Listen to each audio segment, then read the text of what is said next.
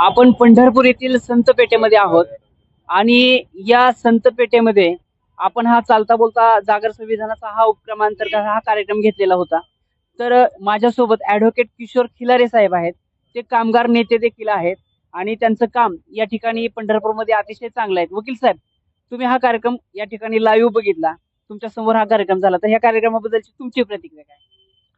सध्याच्या चाललेल्या संविधानाच्या घडामोडी संदर्भात जी काय राजकारण होते आणि जी काय संविधानाची काय पायमल्ली होते आणि त्याच्यात जागर संविधानाचा हा जो उपक्रम आपण माळशिरस कोर्टाने जो राबवलाय तो अभिमानास्पद आहे.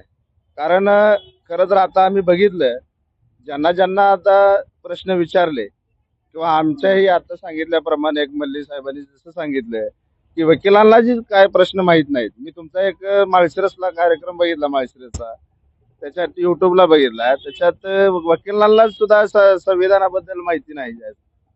खरं तर त्याचं वाचन होणं गरजेचं आहे संविधानाचं. आणि फक्त वाचन न होता ते संविधानामध्ये ज्या काही तरतुदी अमेंडमेंट आहेत, ज्या काही अनुच्छेद आहेत, त्याची सुद्धा माहिती सर्वसामान्यांना झाली पाहिजे. फक्त वकिलाला त्याची माहिती नसावी, कारण सर्वसामान्यांना सुद्धा त्याची माहिती असावी.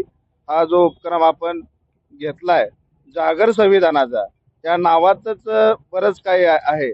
संविधानाबद्दल ज्या काही गैरसमज काय लोक पसरवितात त्या संदर्भात सुद्धा तसा जागर संविधानाचा तुमच्या या कार्यक्रमामुळे होतोय. आणि खरंच तुमचं कौतुक करावं तेवढं कमी आहे.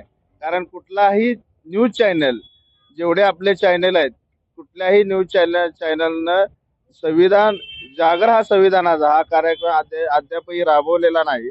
आणि तुमचा जो काही जागर संविधानाचा आहे हा कार्यक्रम कौतुकास्पद आहे. आणि ह्याच्यामुळे जनसामान्यांना सुद्धा संविधान म्हणजे काय याची माहिती होते. आणि जो कोणी ज्या व्यक्तीला तुम्ही प्रश्न विचारता आणि तो घरी गेल्यानंतर संविधानाचा अभ्यास केल्याशिवाय राहणार नाही.